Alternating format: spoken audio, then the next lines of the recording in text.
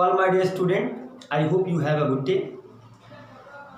आप सभी व्यूअर का मैं शुभम मिश्रा अपने यूट्यूब के इस वीडियो में स्वागत करता हूं। आप सभी लोग इस वीडियो के माध्यम से दो चीज़ सीखने वाले हैं जो कि आज आपके लिए बहुत ही बेहतर साबित होने वाला है। पहला तो आप हमारी क्लास से वर्ड ऑफ डे सीख करके वर्ड मीनिंग आप अपने अंदर अपने इंग्लिश को इम्प्रूव कर सकते हैं। एंड सेकेंड वन जो रहेगा वो आपका रहेगा इंग्लिश के जो टॉपिक ग्रामर पोर्शन के कुछ टॉपिक्स जो आज हम लोग डिस्कस करने वाले हैं। आप लोगों ने पहले ही पढ़ा होगा, फ्रंट पे ही लिखा था, यह वीडियो 9th-10th स्टूडेंट के लिए स्पेशली डेडिकेटेड है क्योंकि ग्रामर पोर्शन के पहले चैप्टर उन्हीं का है। तो आज की क्लासेस की शुरुआत हम जैसे करते आए थे, क्लास में जैसे करते हैं ठीक उसी तरीके से हम अपने क्लास की शुरुआत करने वाले हैं ताकि आपको बिल्कुल भी क्लास के जैसा ही माहौल महसूस हो। तो आज की क्लास शुरुआत करते हैं वर्ड ऑफ डे से। आप सभी फ्रेंडों को पता है, जिनको नहीं पता है वो आज इस हमारे यूट्यूब चैनल के माध्यम से देखेंगे। हमारी क्लास की शुरुआत हमेशा वर्ड ऑफ डे से होती है, तो आज की शुरुआत भी हम वर्ड ऑफ डे से करने वाले हैं। इसका नाम ही है वर्ड ऑफ द डे। आज की जो पहली वर्ड मीनिंग है, आप सभी को पता है कि इस समय पूरा विश्व एक विश्वव्यापी महामारी से पीड़ित है जिसका नाम है कोविड-19 corona virus.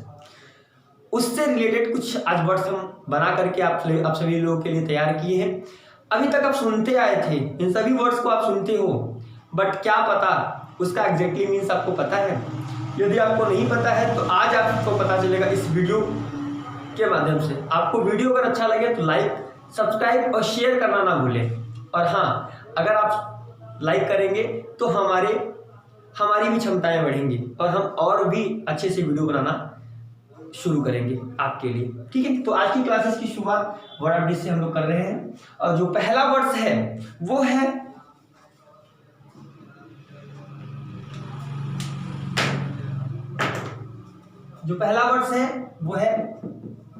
Fed up.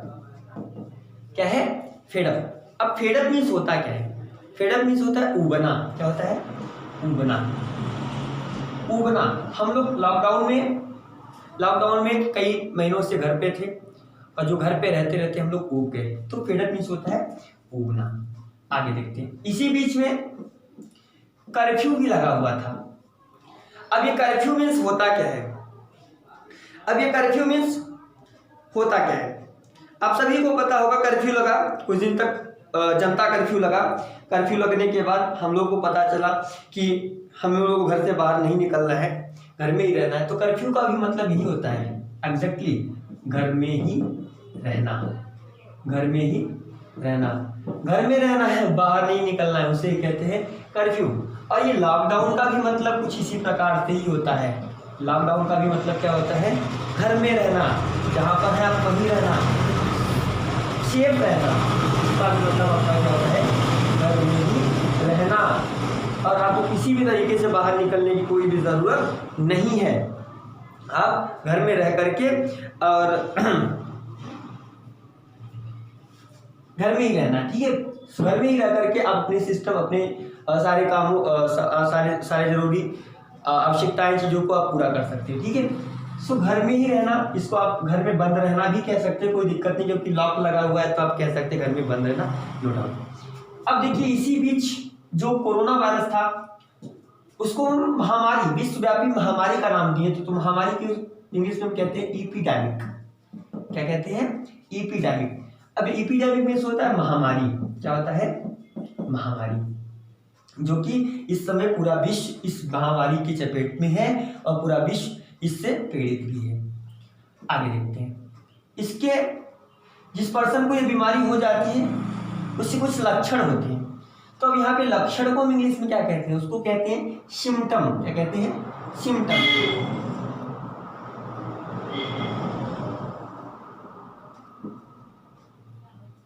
Symptoms. ठीक है, सिम्टम मीन्स होता है लक्षण। क्या होता है? लक्षण। सिम्टम्स, इसको हम कहते हैं लक्षण। ठीक है, आगे बढ़ते हैं। सिम्टम्स क्लियर है? SYMPOTMS, सॉरी यहाँ पर आंसर कर लीजिएगा, ठीक है। सिम्टम्स मीन्स होते हैं लक्षण। अभी लक्षण क्या होते हैं?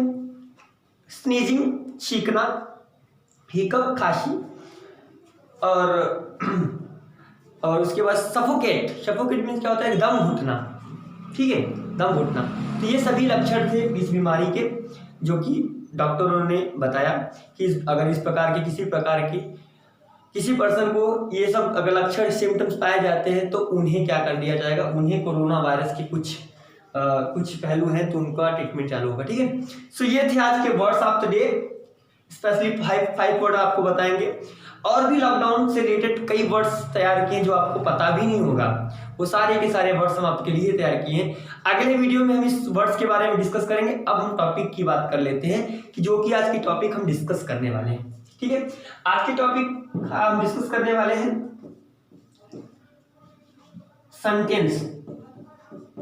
सेंटेंस के ऊपर हम लोग डिस्कस करने वाले हैं, क्योंकि 9th 10th के पहले ग्रामर पोर्शन के पहले चैप्टर का ही नाम क्या है? सेंटेंस, ठीक है। तो सेंटेंस को आज हम लोग क्या करेंगे? डिस्कस करेंगे कि सेंटेंस होता क्या है, ठीक है। और इससे जितने भी आप सभी लोग इस वर्ड को लिख लीजिएगा ताकि आपकी इंग्लिश इंप्रूव हो जाए, ठीक है। आगे बढ़ते हैं, ठीक है। अगर आपको समझ में आए या किसी प्रकार की प्रॉब्लम अगर आपको होता है तो आप कमेंट बॉक्स में लिख करके आप हमको बता सकते हैं। आपका मैसेज सीधा हमारे पास आएगा और हम आपको रिप्लाई जरूर देंगे, ठीक है। आगे बढ़ते हैं। सेंटेंस को हम समझ लेते हैं कि सेंटेंस होता है क्या। इसको हम हिंदी में कहते हैं वाक्य। क्या कहते हैं? वाक्य। अब ये वाक्य है क्या? वाक्य, आइए इसको थोड़ा सा समझते हैं पहले, ये है क्या। फिलहाल तो इसको कहते हैं a group of words which makes complete sense, that is called sentence। शब्दों का एक ऐसा समूह जो पूर्ण अर्थ बतलाता हो, वो क्या कहलाता है? वो वाक्य कहलाता है, ठीक है। तो आज तक तो हम लोग यही पढ़ते हैं, तो हम लोगों को नया क्या मिलेगा? आज हम एक ऐसा ट्रिक आपको बताने वाले हैं, जिससे आपको बेहतर तरीके से समझ में आ जाएगा और आपको पता भी चल जाएगा कि हाँ यही होता है, ठीक है। आइए देखते हैं। जैसे सपोज दैट हम कोई चीज ले लेते हैं, जैसे ए। अब ये ए क्या है? ये पर्टिकुलर ए है क्या? ये लेटर है। क्या है? लेटर है, अक्षर है। अब हम अक्षर को अक्षर से जोड़ते हैं तो क्या बनता है? वर्ड्स बनता है, ठीक है। जैसे सपोज दैट ये ए का कोई पर्टिकुलर मीन्स है? नहीं है। पी का कोई पर्टिकुलर मीन्स है? बिल्कुल भी नहीं है।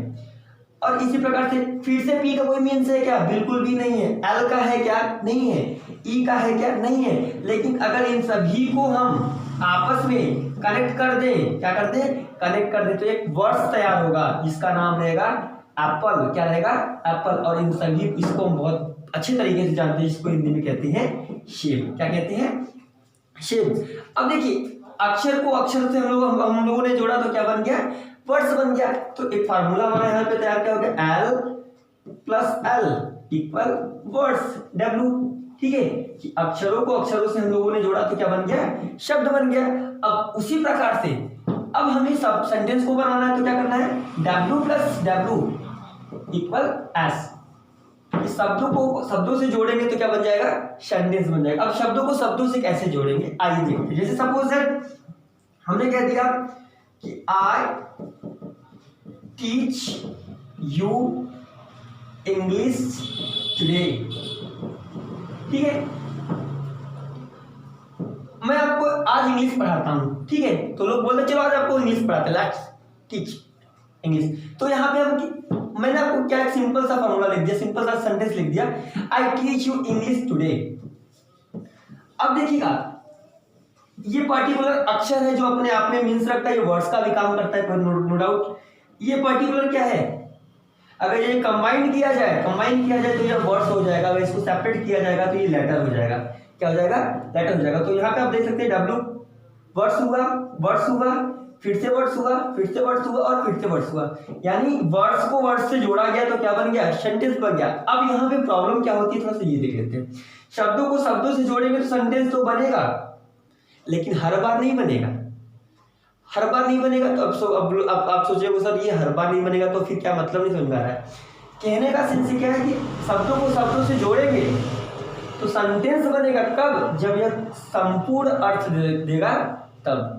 जब संपूर्ण अर्थ नहीं देगा तब ये सेंटेंस नहीं होगा, ये क्या हो जाएगा, जंबल वर्ड। क्या हो जाएगा, जंबल वर्ड। जंबल वर्ड के बारे में हम एक कंप्लीट वीडियो आपको बनाने वाले हैं बहुत ही जल्द, ताकि आपको जंबल वर्ड्स पूरा का पूरा चीज समझ में आ जाए। ठीक है, अब आप सोच रहे होंगे सर पता कैसे चलेगा कि जंबल वर्ड है कि सेंटेंस है, ये भी तो होता है। तो एक सिंपल सा ट्रिक आपको बताते हैं, एक सिंपल सा ट्रिक बताएंगे, आपको समझ में आ जाएगा बिल्कुल ही, बस देखते ही आपको समझ में आने वाला है। आप बस थोड़ा सा देखते रहिएगा। ठीक है, जैसे अब इसको पहले इरेज कर देते हैं, फिर आपको बताते हैं।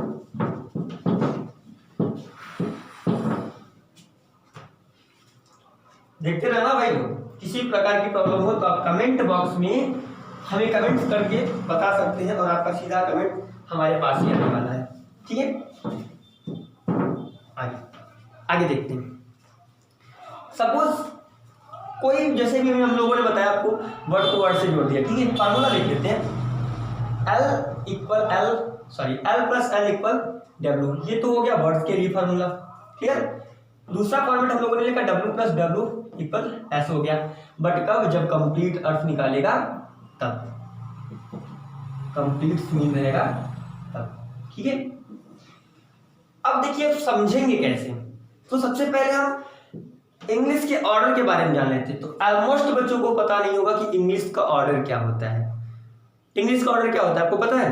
आपको पता है? अगर आपको पता है तो पहले से पता होगा तो आप कमेंट बॉक्स में बताइएगा जरूर किस तरह हमें पहले से पता था। अगर नहीं पता होगा तो आप आज इस वीडियो के माध्यम से आप सीखने वाले हैं। ठीक है, अभी इंग्लिश का ऑर्डर क्या होता है, इंग्लिश का ऑर्डर भी बताएंगे आपको और हिंदी का भी ऑर्डर बताएंगे। इंग्लिश का ऑर्डर क्या होता है, सबसे पहले होता है आपका सब्जेक्ट। क्या होता है? सब्जेक्ट। उसके बाद आपका जो फॉर्मेट होता है वो क्या होता है? वर्ब्स। उसके बाद आपका होता है अदर वर्ड्स। ठीक है, ये आपका इंग्लिश का फॉर्मेट होता है। हिंदी का फॉर्मेट क्या होता है? हिंदी का फॉर्मेट भी सबसे पहले सब्जेक्ट ही होता है, इसके बाद यहाँ पे वर्ब्स नहीं होता, अब क्या हो जाता है? अदर वर्ड्स हो जाता है, या ऑब्जेक्ट भी कह सकते हो, नो डाउट। ठीक है, अदर वर्ड्स। उसके बाद आपका आ जाता है वर्ब्स।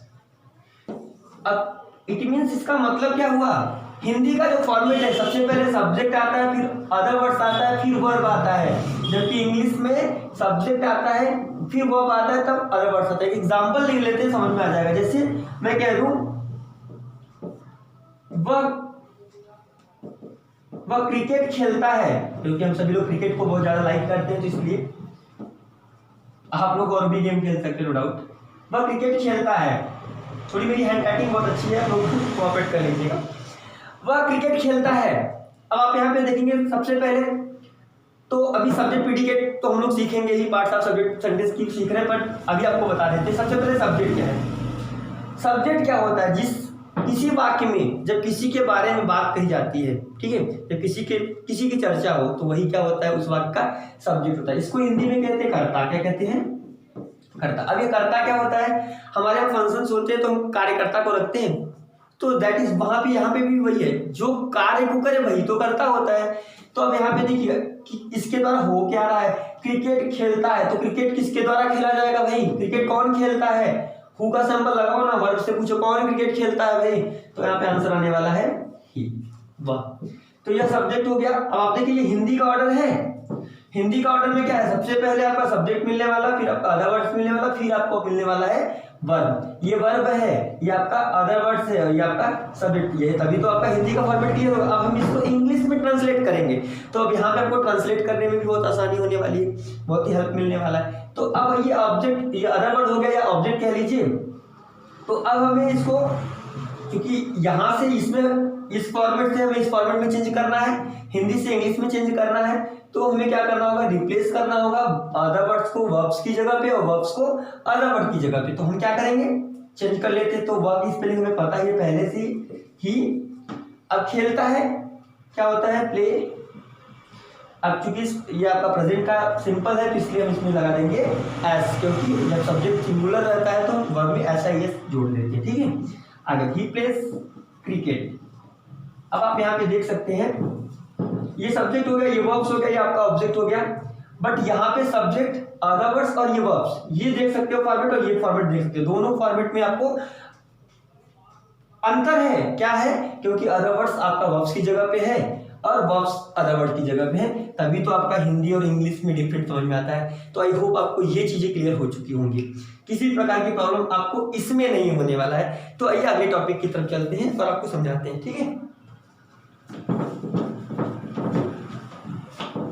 बहुत ही सिंपल टॉपिक था, आपको समझ में आना चाहिए, आई होप, आशा भी करेंगे आपको समझ में भी आएगा। तो आइए बात करते हैं, ठीक है। तो हम लोग आज सेंटेंस डिस्कस कर रहे हैं, तो सबसे पहले सेंटेंस का डेफिनेशन लिख लेते हैं कि डेफिनेशंस, ठीक है। अभी डेफिनेशन मींस होता है परिभाषा, ठीक है। A group of words which makes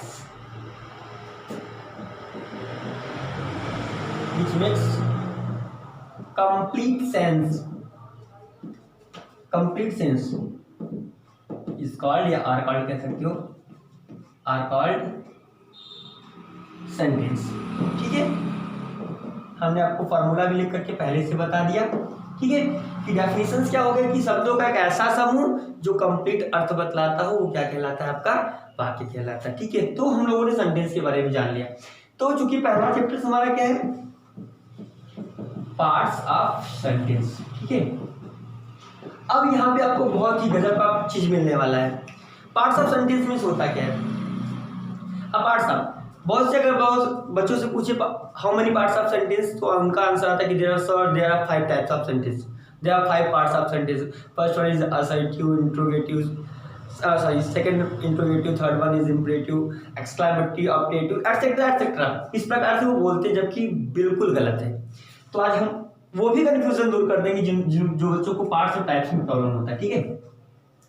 parts means होता है भाग, क्या होता है, भाग, जिसको हम अंग कहते हैं। और टाइप मीन्स होता है प्रकार। पार्ट्स और टाइप में बहुत बड़ा अंतर होता है। तो सेंटेंस के कितने पार्ट्स होते हैं, सेंटेंस के मुख्य रूप से कितने पार्ट्स होते हैं, 2 पार्ट्स होते हैं, ठीक है। पहला होता है सब्जेक्ट, क्या होता है, सब्जेक्ट, और दूसरा होता है प्रीडिकेट, ठीक है। सब्जेक्ट को हम हिंदी में कहते हैं कर्ता, क्या कहते हैं, कर्ता, और प्रीडिकेट को कहते हैं विधेय, ठीक है। अब ये देखिएगा, सब्जेक्ट और प्रीडिकेट, सेंटेंस को मुख्य रूप से 2 भागों में बांटा जाता है। पहला होता है सब्जेक्ट और दूसरा होता है प्रीडिकेट। अब ये देखिए, आपका ये हो गया सब्जेक्ट और प्रीडिकेट 2 भागों में बांटा जाता है, ठीक है।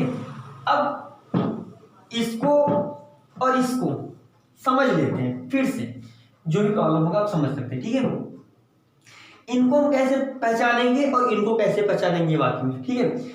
इनको जब भी हम मेन वर्ब से हु का क्वेश्चन पुट अप करते हैं, हु मीन्स क्या होता है, कौन। जैसे ही हम किसी भी वाक्य के मेन वर्ब से हु का क्वेश्चन करते हैं, हु, कौन, तो डेफिनेटली जो आंसर आने वाला है वो क्या होगा, सब्जेक्ट, उस वाक्य का क्या होगा, सब्जेक्ट होगा। जैसे कोई एग्जांपल ले लेते हैं, जैसे मैं आपको नहीं पढ़ाऊंगा,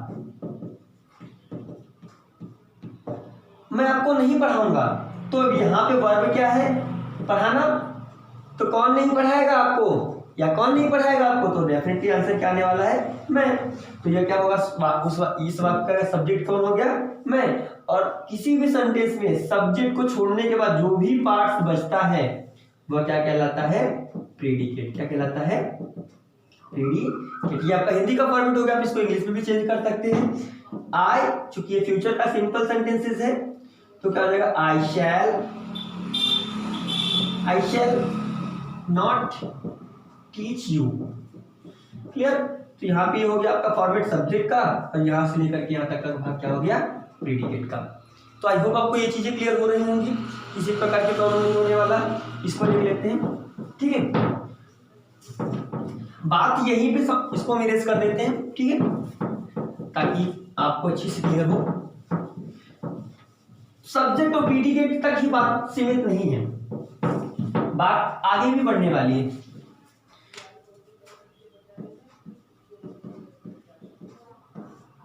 इसको हम लोगों ने 2 भागों में डिवाइड किया था। पहला था सब्जेक्ट, दूसरा था प्रीडिकेट, ठीक है।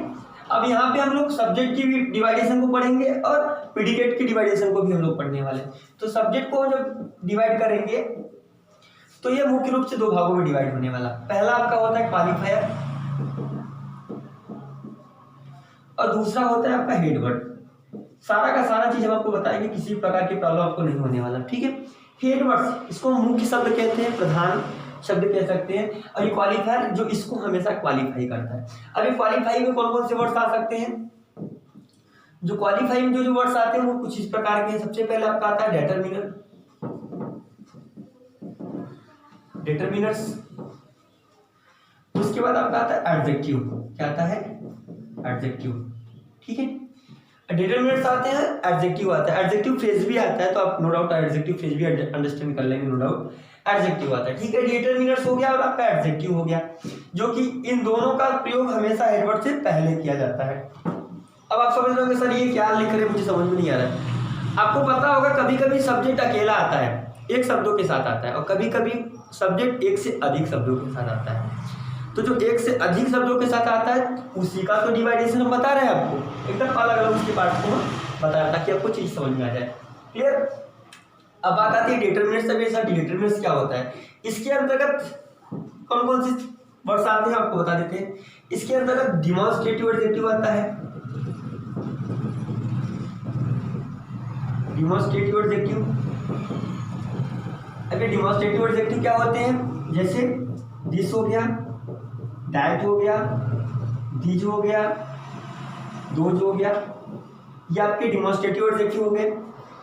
उसके बाद आपका आता है पॉसेसिव एडजेक्टिव,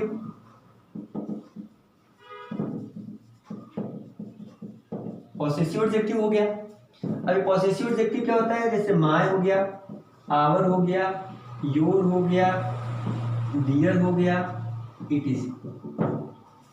इसके बाद आपका आता है adjective of quantity, adjective of quantity. इसके अंतर्गत कॉर्डिनल नंबर और ऑर्डिनल नंबर दोनों आता है। अभी कॉर्डिनल ऑर्डिनल का मतलब क्या होता है, जिसको गिना जा सके और जिसको ना गिना जा सके, दोनों, ठीक है। इसमें आप some, few, a few, much, little, many, 1 2 3 4 etcetera words का प्रयोग आप कर सकते हैं, नो डाउट, ठीक है। सो हम ETC डाल देते हैं, आपको समझ में आ जाएगा, ठीक है। ये चीजें होती हैं, ये सभी चीजें हो गई जो आपका किसके अंतर्गत आने वाले, डिटरमिनर्स के अंतर्गत आने वाले। तो आई होप आपको ये चीजें क्लियर हो चुकी होंगी। तो एक एक चीज हम आपको एग्जांपल देकर के आपको समझा देते हैं ताकि किसी प्रकार का प्रॉब्लम ना हो। सबसे पहले हम एक सेंटेंस का एक एग्जांपल लेंगे जो सब्जेक्ट और प्रीडिकेट को डिवाइड करने वाला है। सपोज दैट मैंने ले लिया man walks on the road, clear. आदमी टहलता है रोड पर, वॉक मीन्स होता है टहलना, आदमी टहलता है रोड पर। तो कौन टहलता है रोड पे भाई, सब्जेक्ट हो गया ये, और यहां से लेकर यहां तक का भाग क्या हो गया, प्रीडिकेट, क्लियर। अब अगर इसी मैन के सामने इस मैन को हम स्पेशल बना देते हैं, द मैन। अब यहाँ पे आप सेम वर्ड है, the man walks on the road.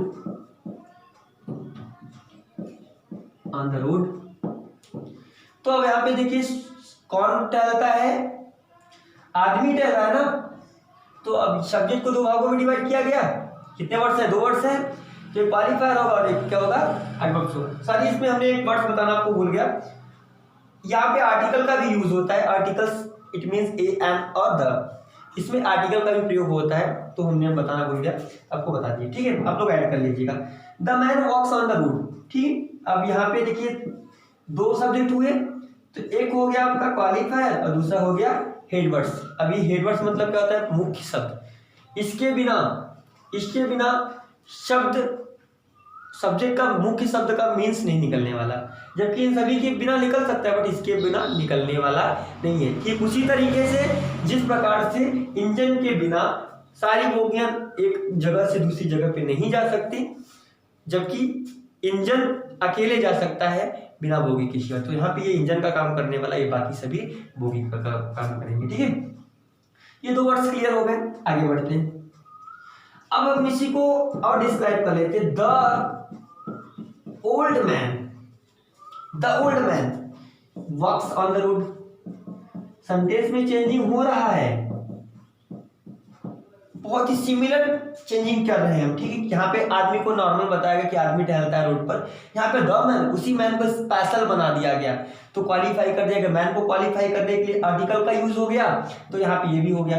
अब यहाँ पे देखिए मैन को क्वालिफाई करने के लिए 2 वर्ड्स एक्स्ट्रा यूज किए गए हैं, तो यहाँ पे क्या होगा, अभी क्वालिफायर को भी डिवाइड किया गया डिटरमिनेंट्स और एडजेक्टिव के रूप में। तो डिटरमिनेंट में आपका ये आ गया आर्टिकल, चूंकि अभी हमने आपको बताया कि डिटरमिनेंट के अंतर्गत आर्टिकल से भी आता है।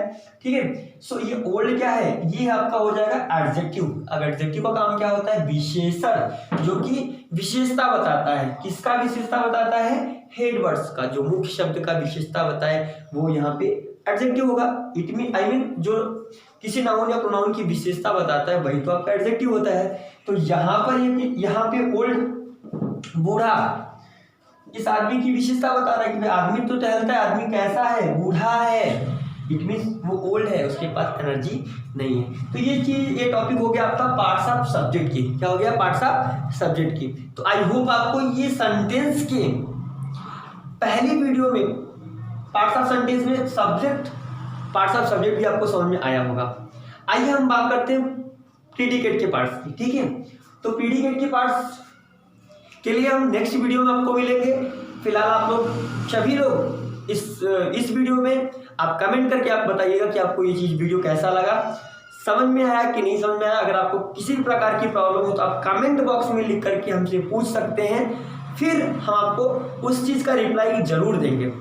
और इसके बावजूद भी अगर आपको किसी भी प्रकार की प्रॉब्लम होता है या आपको लगती है कि हमारी वीडियो में किसी प्रकार की कमी है, तो आप लोग सजेशन भी दीजिए, एडवाइस भी दीजिए कमेंट बॉक्स में। हम उस एडवाइस का दिल से